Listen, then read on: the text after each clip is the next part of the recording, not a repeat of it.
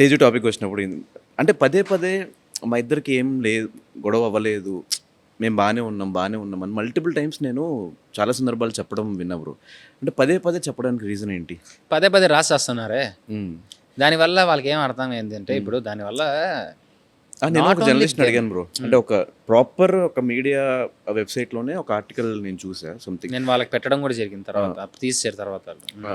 అది వేరు. రీసెంట్గా మీరు స్టోరీ పెట్టింది కదా, అది కాదు అది కాదు. ఏదో వెబ్సైట్లో ఒక ఎప్పుడు ఇది ఆల్మోస్ట్ ఒక 3-4 months బ్యాక్ ఆ జర్నలిస్ట్ నాకు క్లోజ్. సో ఏంటి ఇట్లా రాసా అంటే బ్యాడ్గా ఏం రాయలా. ఒక షోలో మీ ఫాదర్ వచ్చి లైక్ మీ ఇద్దరు గొడవ పడకుండా ఉండండి చాలు, ఇది ఒకటే నేను కోరుకుంటున్నా, ఇంకేం వద్దు అని చెప్పారు. అది చూసి సేమ్ యాస్టీస్గా ఇలాంటి షోలో ఇది జరిగింది అంటే వాళ్ళిద్దరి మధ్య ఏదో సంథింగ్ గొడవలు అవుతున్నాయి అని చెప్తే నేను అడిగా ఎందుకు రాశారు అంటే షోలో జరిగిందే రాసాం, వాళ్ళ ఫాదరే చెప్తున్నారంటే ఖచ్చితంగా ఏ గొడవలు ఉండి ఉంటాయి కదా, ఏం లేకుండా మేము ఎందుకు రాస్తాము అని అట్లా ఒక చెప్పినట్టు ఒక మాట చెప్పాడు. అవును కదా, వాళ్ళ ఫాదర్ వచ్చి మీరు గొడవలు పడకుండా ఉండండి నాకు అదే పెద్ద గిఫ్ట్ అని చెప్పారు కదా, మేబీ గొడవలు అవుతున్నాయేమో అని నాకు కూడా అనిపించింది.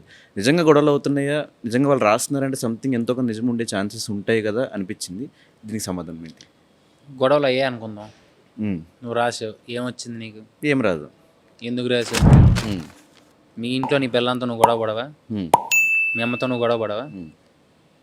ఎంత ప్రేమించి పెళ్లి చేసుకున్నా ప్రతి వాళ్ళ మధ్య ఒక కామన్ ఇష్యూస్ గొడవలు వస్తాయి. ఎన్ని గొడవలు ఉంటే అంత ప్రేమ ఉందట్టు. మేము పొద్దున కొట్టుకుంటాం, సాయంత్రం కలిసిపోతాం, కలిసి భోజనం చేస్తాం, హ్యాపీగా సినిమాకి వెళ్తాం. ఎన్నిసార్లు మేము సినిమాకి వెళ్ళి పోస్ట్ పెట్టలేదు? మరి దాని గురించి రాయరే?